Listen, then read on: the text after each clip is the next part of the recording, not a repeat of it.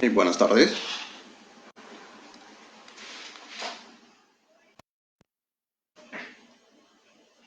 Buenas tardes. Mi nombre es Juan Carlos Cabrera Segovia. Soy abogado y en esta ocasión he sido convocado por la Escuela de Lima para poder, disertar sobre las destrezas de la litigación oral en el contraexamen. En este sentido, vamos a primeramente dar el agradecimiento a la Escuela de Posgrado de Lima por confiar en nosotros para poder exponer este tema y también darles el saludo por el Día del Abogado, que fue el día 2 de abril, el día de ayer, esperando que la hayan pasado en compañía de sus seres queridos y respetando la cuarentena. Ahora bien, vamos a detallar nos han dado específicamente 25 minutos para poder exponer el tema. Sin embargo, este tema lo hemos desarrollado ya en otras exposiciones con mucho mayor tiempo, pero vamos a dar los tips y los elementos necesarios para que ustedes se vayan satisfechos de esta ponencia. Inicialmente vamos a ver el tema de un breve repaso de la teoría del caso, las circunstancias de cómo se debe de contrainterrogar a un testigo, la filosofía en la contrainterrogación, que es lo mismo que en algunos casos vamos a decir contrainterrogatorio o contraexamen, las reglas del contraexamen, el contraexamen y por qué el contraexamen no necesariamente es destruir la tesis del fiscal, sino también construir la tesis de la defensa. Afortunadamente, el quehacer jurídico y la experiencia que manejo desde trabajar en el sistema de justicia como en el Poder Judicial o la en la defensa pública y ahora actualmente desempeñando funciones en el Ministerio Público, me ha permitido obtener esa capacidad de poder asimilar la experiencia en cada institución donde se ha podido trabajar como operador jurídico, pero desde distinto ángulo, con relación al mismo caso, al mismo proceso penal. Ahora bien, lo que vamos a exponer son ideas principales en la medida de que vamos a tratar de agotar el tiempo que nos han brindado los organizadores, que son aproximadamente 25 minutos. Por ahí vamos a tratar de agotar al máximo hasta los 30 minutos y por ahí robaremos 5 minutos para algún interrogante, alguna pregunta que pueda surgir. Bueno, ¿qué es la teoría del caso? Y esto ya es un tema harto conocido. La teoría del caso es una herramienta para poder transmitir nuestra posición en un proceso. En este caso, para el particular, en el proceso penal, en el juicio oral. Si bien es cierto, nosotros desarrollamos una teoría del caso con sus tres elementos fundamentales: el elemento normativo, el elemento probatorio y, bueno, el elemento fáctico. Indistintamente en el orden que indiquen, los tres elementos son fundamentales para poder desarrollar una teoría del caso.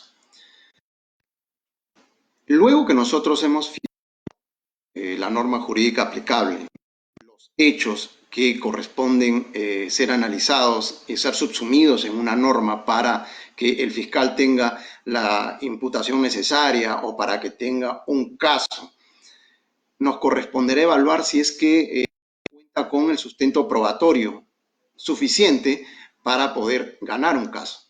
En el caso del Ministerio Público, al cual pertenezco ahora, desarrollar en el juicio oral una tesis convincente para que pueda obtener un resultado positivo, que es una sentencia condenatoria cuando llevas una causa a juicio. En el caso de la defensa, será desarrollar una tesis que le permita tener una postura que consiga la inocencia de su patrocinado o la no culpabilidad de éste, en contraposición a lo que establece el Ministerio Público como tesis, ¿no? Pero particularmente en el desarrollo del debate probatorio, cuando nosotros advertimos, por ejemplo, el examen de testigos y los testigos que propone el Ministerio Público o la Fiscalía, son testigos en los cuales va a plasmar el directo. ¿A qué llamamos el directo? El directo es cuando el operador jurídico ofrece a un órgano de prueba, en este caso un testigo perito, y tiene la oportunidad de hacer un examen abierto. Se indica porque preguntas que va a desarrollar, en este caso el operador, son preguntas muy abiertas donde le va a permitir a este órgano de prueba, sea testigo perito, testigo experto, le va a permitir ingresar información al juicio oral. Esa información va a ser la que le va a permitir construir su tesis en el juicio oral. Es por eso que las preguntas qué, cómo, cuándo, dónde, preguntas abiertas. ¿Por qué? Porque se necesita llevar información al juicio. Pero ¿qué sucede cuando nosotros vamos a hacer un contraexamen o contrainterrogatorio? Las preguntas ya no tienen que ser abiertas necesariamente. Se dice, de acuerdo a la teoría, que las preguntas deben de ser cerradas. ¿Pero por qué las preguntas deben ser cerradas? Porque las preguntas necesariamente van a responder a una situación que anticipadamente nosotros ya conocemos. Esto es, en el caso que la defensa contrainterrogue a un testigo o realice el contraexamen, lo que va a originar es que las preguntas que va a desarrollar tienen que ser preguntas de las cuales ya conoce la respuesta. Y esa es una regla fundamental en el contraexamen. No preguntes algo de lo que no sabes obtener. Es por eso de que para poder ir a un juicio oral, necesariamente tienes que tener una estrategia. Tienes que tener una estrategia para poder afrontar un caso. Si no tienes una estrategia, estamos perdidos. Esto es como que antes de empezar a correr, ya estás derrotado. Y no podemos llegar a ese extremo. Bien, nosotros podemos advertir que un contrainterrogatorio debe ser sencillo, directo y concreto. Si bien es cierto, el testigo en el contrainterrogatorio es de la contraparte, es un jugador del equipo contrario, lo que no debemos de olvidar es que nosotros lo que queremos es o bien destruir la tesis del fiscal, como se dice en la mayoría de los textos y en la mayoría de las clases de litigación oral, o bien construir, porque efectivamente nosotros podemos construir nuestra teoría, nuestra tesis, con información que podamos obtener de este testigo, que es de la contraparte, y que nos puede aportar. ¿Cómo se puede? A ver, como regla fundamental, se dice que en el contraexamen no salgas a pescar. No preguntes lo que no sabes que te van a responder. Se dice también que en el contraexamen se debe preguntar un solo hecho por una pregunta, para evitar que se confunda al testigo y para evitar que se confunda al juez de la información que va a brindar este testigo. Se dice también que se debe partir de lo general a lo particular. Esto es, debemos de tener dentro de nuestra estrategia y dentro de nuestra hoja de ruta o dentro de nuestro mapeo o dentro de nuestro cronograma o línea de tiempo, debemos de señalar ¿Cuáles son los hechos que yo quiero probar? Y que todos estos hechos que parten de lo general me van a llevar a una conclusión. Pero la conclusión nunca me la va a decir el testigo, ni yo tengo que esperar que el testigo lo diga. ¿Por qué? Porque la conclusión es lo mismo que decir la interpretación de los hechos. ¿Y quién interpreta los hechos? ¿Es el juez a quien yo quiero convencer? ¿Es la defensa quien sustenta su tesis en esa posición? ¿O es la fiscalía quien sustenta la tesis contraria también en esa posición? Pero nunca el órgano de prueba me va a dar la conclusión. Eso hay que tenerlo en claro. Y vamos a hacer un ejemplo de esto, porque el contraejemplo son técnicas y destrezas que no se van a aprender solo leyendo, sino se aprende practicando, se aprende caminando dentro del proceso. Y es por eso que nos cuesta poder tener destreza si es que no llegamos a practicar, si es que no experimentamos, si es que no trabajamos esa parte de la litigación. Con muchos juicios llevados a cabo, es decir, de que la mayor ventaja que puede tener un profesional para un buen juicio oral es la experiencia que haya podido transitar durante distintos casos. Y ese es un gran valor. Por eso, vamos a fijar un ejemplo. Un delito. A Juan Pérez en el mes de junio, en horas de la noche, en un lugar cruzando un puente. En aquel momento, es mes de junio, horas de la noche, es invierno, había llovido un poco y el lugar era desolado, poco alumbrado público. Un sujeto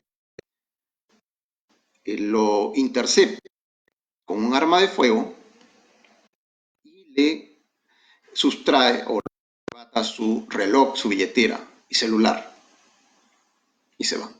Juan Pérez, luego de unos minutos, consigue auxilio policial, va a la comisaría y explica el hecho, lo que ha ocurrido. Ahora bien, nos encontramos ya en el juicio donde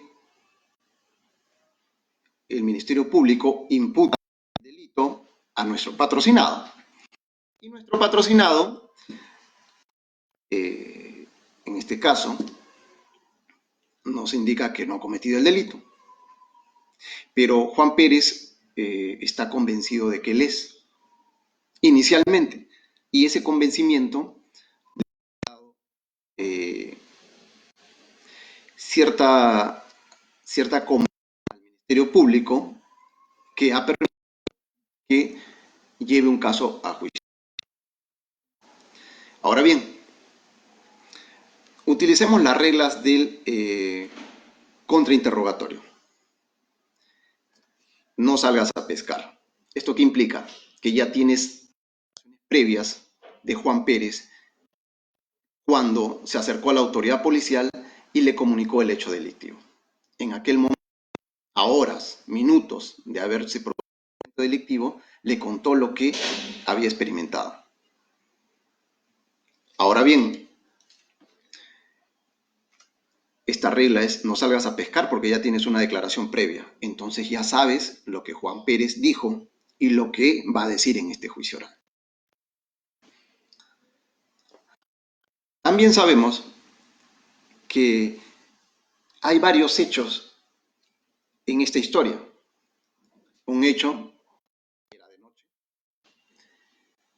que había llovido, que era un lugar, era un puente y en aquel momento no había testigos o no había mayores personas que circularan por ese lugar y que no había suficiente alumbrado público. El testigo en el directo detalló toda la historia, pero ¿qué pasa? En aquel momento el testigo que pudo advertir en el juicio oral, no en la declaración previa, En el juicio oral, en el directo, el testigo dice, pude advertir que la persona que tenía el arma de fuego y fue quien me arrebató mis pertenencias, entre ellas mi billetera, reloj y celular, era una persona que tenía un tatuaje en un lado del rostro, en el lado izquierdo del rostro, tenía un tatuaje. Y coincidentemente, nosotros en el juicio oral vemos de que efectivamente nuestro patrocinado tiene un tatuaje. Y como a veces también se ha realizado en los juicios orales la pregunta de, ¿y aquella persona que le arrebató sus pertenencias se encuentra en esta sala? Y el testigo dice, sí, está ahí. Y está al costado del abogado defensor. Es el acusado. El contrainterrogatorio, con las reglas del contraexamen.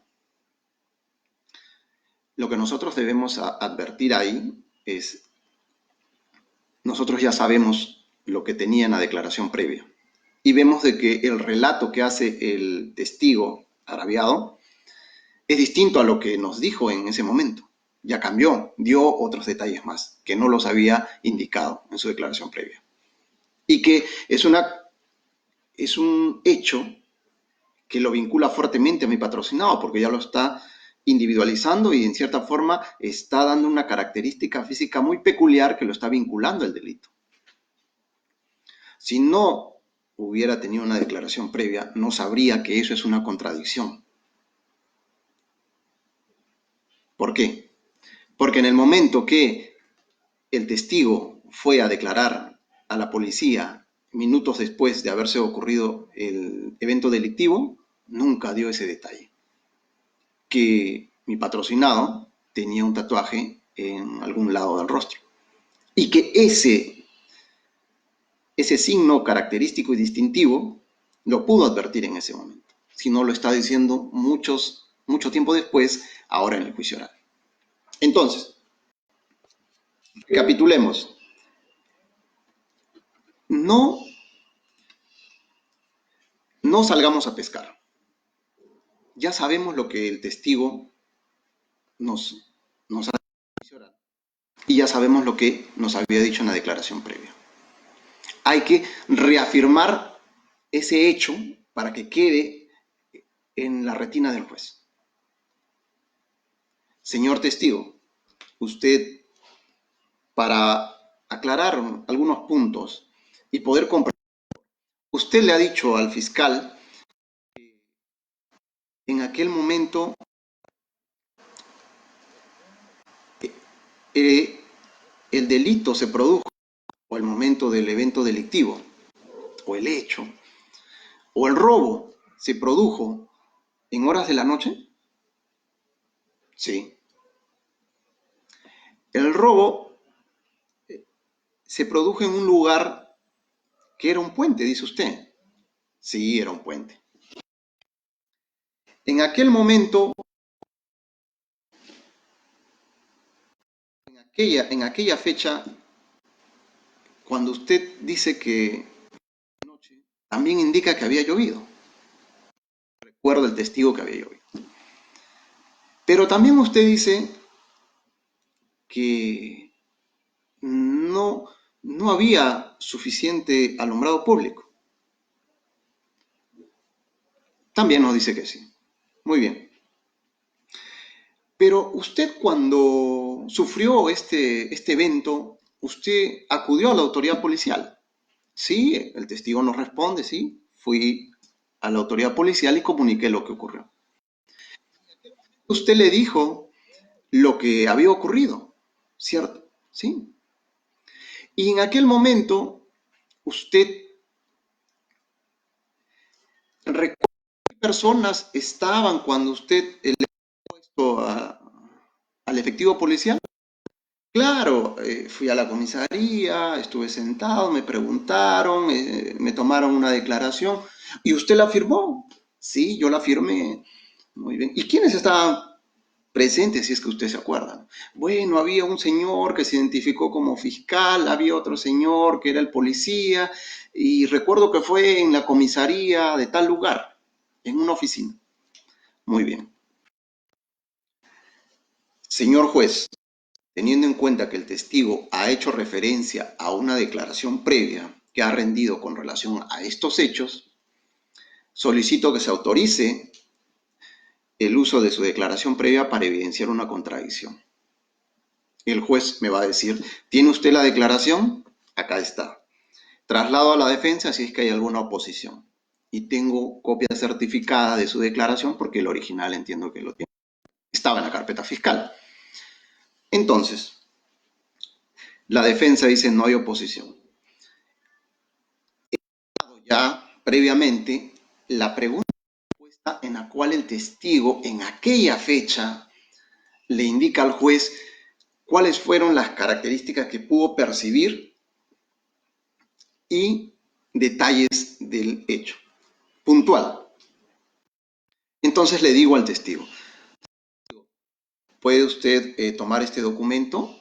¿Sí? ¿Puede usted leer qué dice en el exordio del documento? La declaración del señor Juan Pérez ya, en la ciudad de Lima, a los tantos días.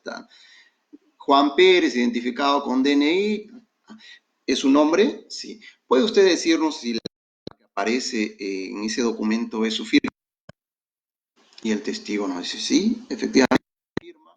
Aparece, está en las 2 hojas, 3 hojas. Ahora bien, ¿puede usted leer en silencio lo que dice la pregunta 3 y la respuesta a esa pregunta? Y el testigo lee y se sorprende. Porque en esa pregunta, como abogado defensor, que yo manejo el contrainterrogatorio, en esa pregunta lo que decía, ¿puede usted brindar las características físicas y o alguna seña particular que pudo el sujeto que habría cometido el delito? Y el agraviado en aquel momento dijo, solo vi el arma de fuego, era una persona más alta que yo y no pude distinguir porque había poca luz y no pude ver más detalle. Otra característica. Entonces, ahí hay una contradicción evidente. El testigo ha leído, pero en silencio. Y yo no le digo que él me evidencie la contradicción, sino yo la resalto. Señor testigo, es cierto que en ese documento, a la pregunta 4, cuando se le preguntó a usted cuáles eran las características físicas de que le habría arrebatado sus pertenencias en aquel momento, usted dijo que era una persona que vio el arma de fuego y que no pudo identificar ninguna otra característica. En ese momento el testigo puede tomar 2 reacciones. Una, quedarse callado y se evidencia de que ya está desacreditado el testigo o de que ya perdió la credibilidad en el juicio, no porque no se haya cometido el delito, sino porque en ese contexto, en esas circunstancias, no se podía identificar a la persona que cometió el delito. Como les dije, no pido que el testigo me dé la conclusión. La conclusión es una interpretación de hechos que lo va a hacer el juez, o yo lo puedo explotar en el alegato de cierre, pero el testigo no. No le puedo pedir al testigo que concluya, señor testigo, ¿y por qué en aquel momento dijo eso y ahora otro? Porque es posible que el testigo va a tratar de justificar y decir algo que sea cierto, que se acordó después, o algo que lamentablemente durante el transcurso de la investigación la información no puede llegar tan cierta o no puede ser la misma información que se tuvo en ese momento. En este sentido, lo que debemos destacar aquí es que la interpretación de los hechos la tiene que hacer el juez. La conclusión de ello no la va a decir el testigo. Ahora, ¿qué pasa si el testigo me dice alguna respuesta? Para esto, ya vamos con la... Ya sé, no voy a ir a pescar porque tengo declaraciones previas. Sé lo que hay en el proceso y sé lo que me va a decir el testigo. Le pido al testigo que concluya. No necesito su conclusión. La conclusión la va a realizar el juez o yo lo puedo explotar en el alegato y cierre. Tercero, voy de lo general a lo particular. Ya se estableció y lo remarqué que en aquel momento era de noche, que no había suficiente alumbrado público, que en aquel momento había lloviznado o llovido, que era invierno, era el mes de junio en horas de la noche. Entonces ya tengo información suficiente que me permite construir mi teoría. No de que el evento delictivo no se realizó, sino que en ese contexto no se podía identificar a una persona. Si no podía identificar a una persona, no podríamos estar en una sentencia condenatoria contra mi patrocinado. Cierto, este ejemplo he tratado de hacerlo lo más sencillo posible para que podamos entender lo que podemos nosotros trabajar metodológicamente sobre ejemplos tan sencillos. Hay delitos que que van a ser más complejos o van a tener estructura. El hecho también. Pero eso no impide que nosotros podamos trabajarlo de esta forma. Ahora, ¿qué es necesario para poder trabajar metodológicamente este caso? Debemos nosotros de tener en cuenta que la información que nosotros proporcionemos al juez sea... Inicialmente dijimos que sea claro, directo y sencillo. Básico, fundamental. Que nosotros tengamos en el trabajo, en el quehacer ya, para poder presentarnos a la audiencia, nosotros debemos de tener en una hoja, sería lo ideal, un marco conceptual, pero en cuadros, como una línea de tiempo. No escribir párrafos. En algunos autores, no escribir 20.000 palabras. Lo que necesitas es cuadros, marco referencial.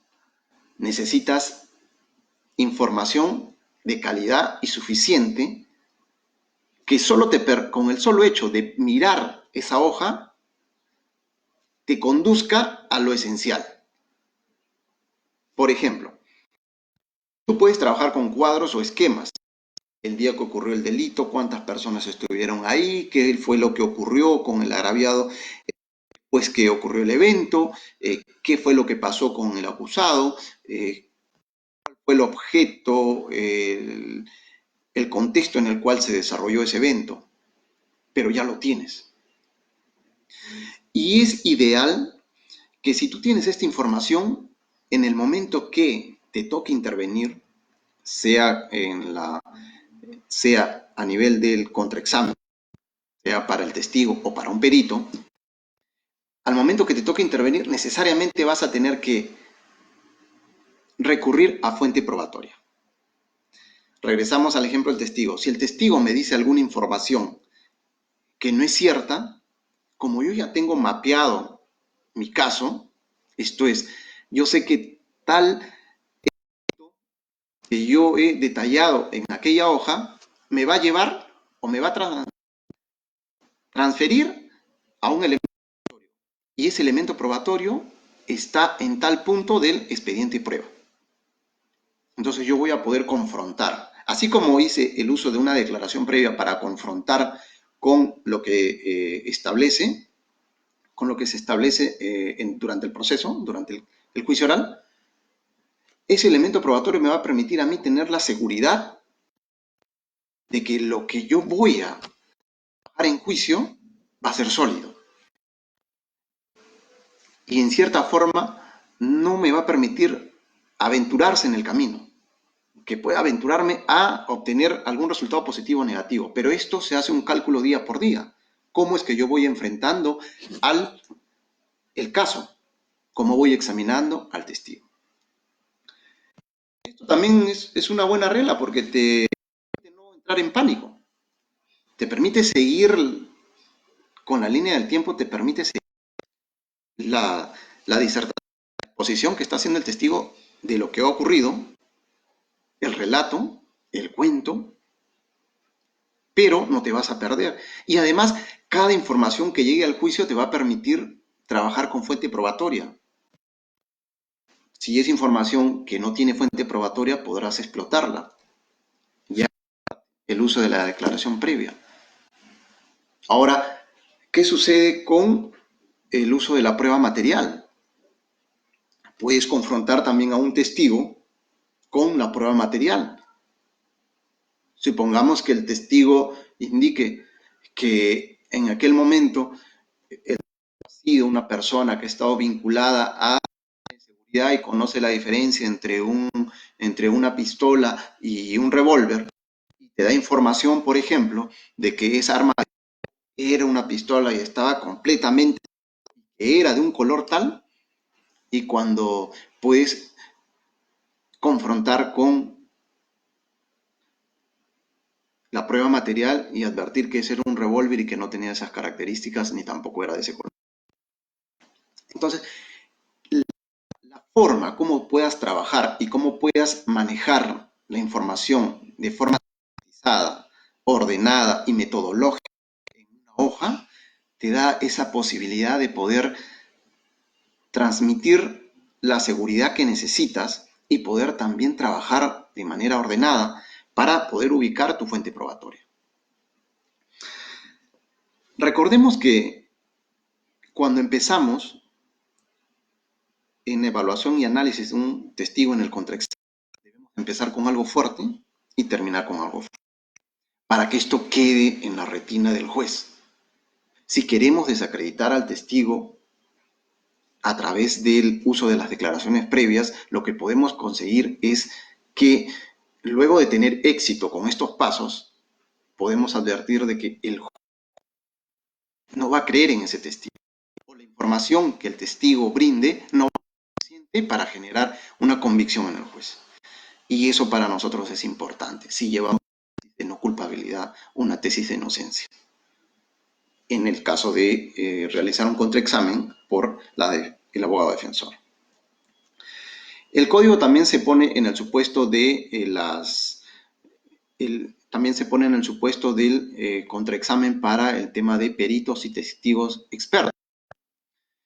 Pero aquí hay que tener mucho cuidado porque en la mayoría de los profesionales que llegan al juicio oral, o bien tienen la experiencia ya de haber concurrido a juicios orales, o bien por hacer, son testigos inteligentes.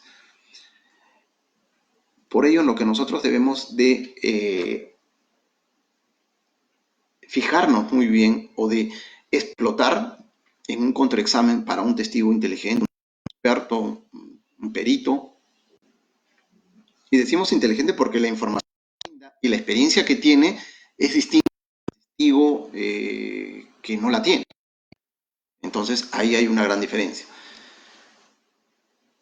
Creo que lo más importante serían unos 4 puntos.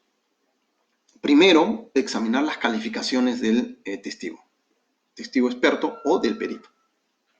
Las calificaciones que tenga el experto. La experiencia, fundamental. Si una de las partes lleva un perito a juicio oral, va a tener que acreditarlo. Y para acreditarlo, necesariamente va a tener que explotar su formación, la capacidad en experiencia y la cantidad de pronunciamientos que ha emitido sobre esta materia.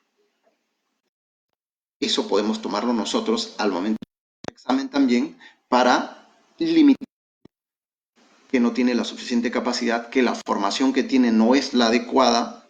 No digamos que está descalificado, sino que la formación que puede tener, necesitamos un perito en el tema de salud y solo viene un en medicina general, un médico cirujano y no con los conocimientos necesarios en traumatología, por ejemplo. O sea, analizar la formación y la experiencia. Podemos también nosotros cuestionar la metodología que se haya aplicado. si esa metodología que se ha aplicado para poder desarrollar el estudio que ha emitido este profesional, el dictamen pericial, es una metodología adoptada y ya aceptada por la comunidad científica, si es que es la más adecuada. ¿Cómo se aplicó esta metodología? Si se aplicó en forma correcta, si no se aplicó de la forma correcta, y para ellos en la mayoría de los casos, dependiendo, tenemos exámenes, los exámenes de hallazgo que realiza, por ejemplo, Contraloría, el informe de defraudación tributaria que realiza SUNAT, protocolos, eh, reconocimiento médico legales. Existen pronunciamientos técnicos científicos que requieren muchas veces del apoyo de otro profesional para que nosotros podamos encontrar algunas falencias. Es por eso que en la mayoría de los casos se recomienda que si vas a cuestionar un dictamen pericial o vas a cuestionar a un perito, un testigo experto, un contraexamen, previamente te asesores de otro profesional donde puedas esos conocimientos necesarios que requieres para poder entrar a cuestionar esos puntos. Lo otro, el juez evaluando tu desempeño te dirá en todo caso si no has podido advertir con la formación que se necesita, tendrías que haber hecho una pericia de parte y esto llevarse a un debate pericial. Hay que tener cuidado y mucho tino para poder desarrollar ello. O lo otro, y que pasa en la mayoría de los casos, el material de base no fue suficiente. Por ejemplo, la muestra que se recogió no era confiable en cuanto a la fuente, la muestra se contaminó en el traslado para ser examinada con el estudio pericial, o no es suficiente la muestra. Lo que se debe aquí determinar es que debe ser enfocado tu análisis y el cuestionamiento. Por ejemplo, ya no se ve muy seguido, pero antes sí ocurría de que dos profesionales emitían el informe pericial, pero los dos no hacían el estudio. Uno hacía el estudio y el otro solo se limitaba a transcribir determinados ítems del dictamen pericial que se necesitaba para la conclusión.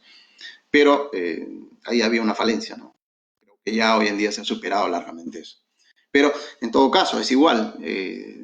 Si vas a cuestionar ese punto fundamental sobre el material de base o sobre lo que se trabajó como evidencia, pues necesariamente tienes que ser enfocado. Ahora bien,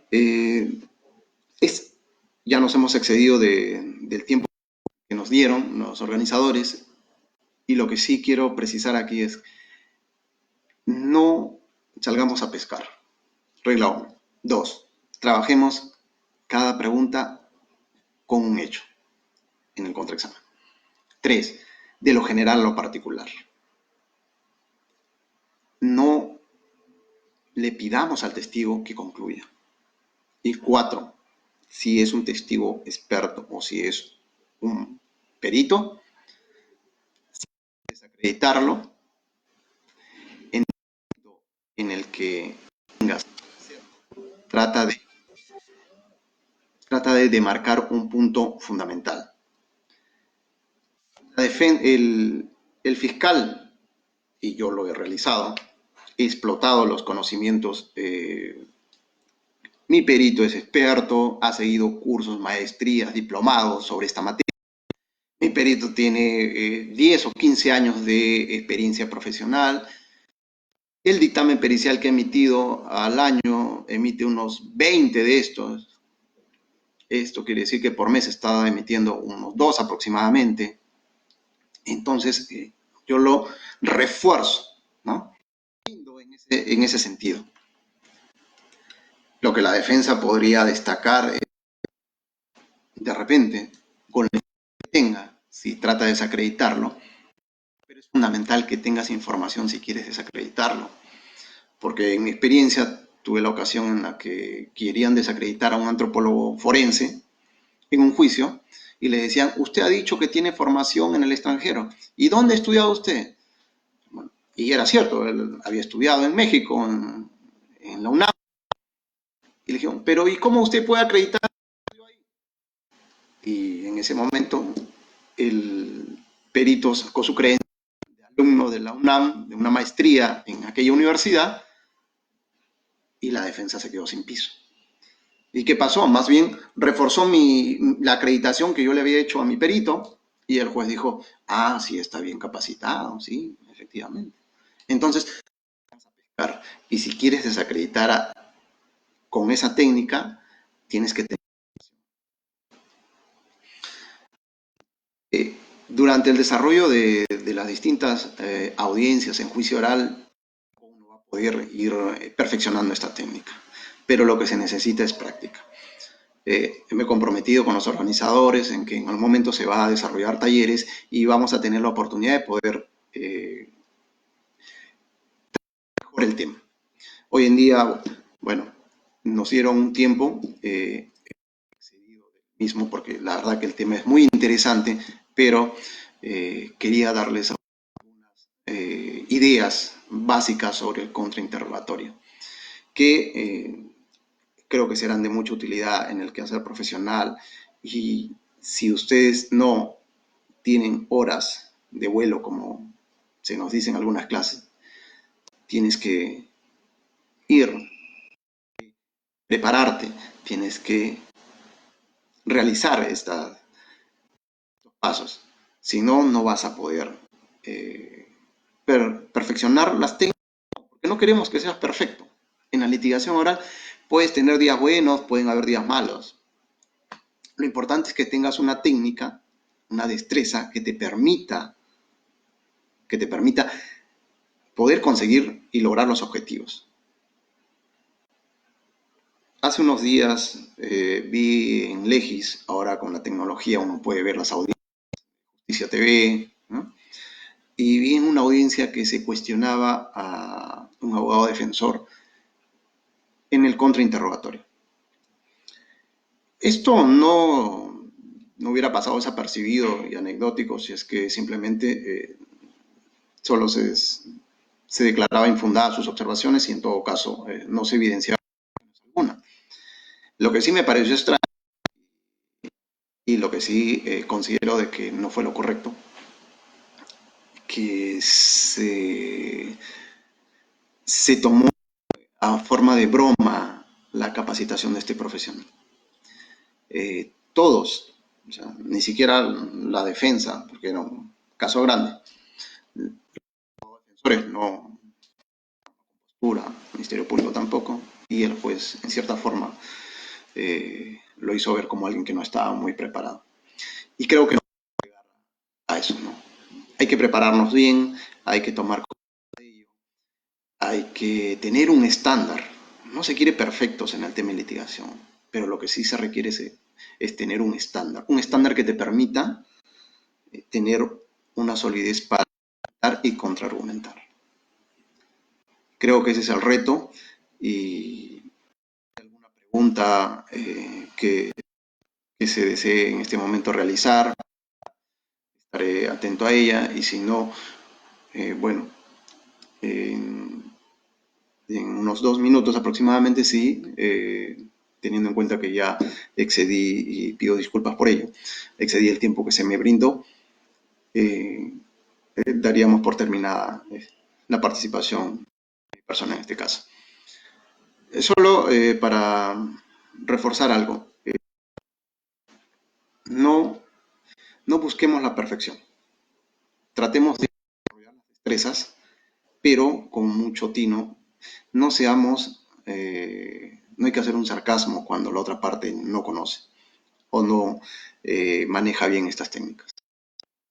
Lo que sí podemos hacer es que el interrogatorio lo realicemos con preguntas de sorpresa. Usted ha dicho esto hoy día.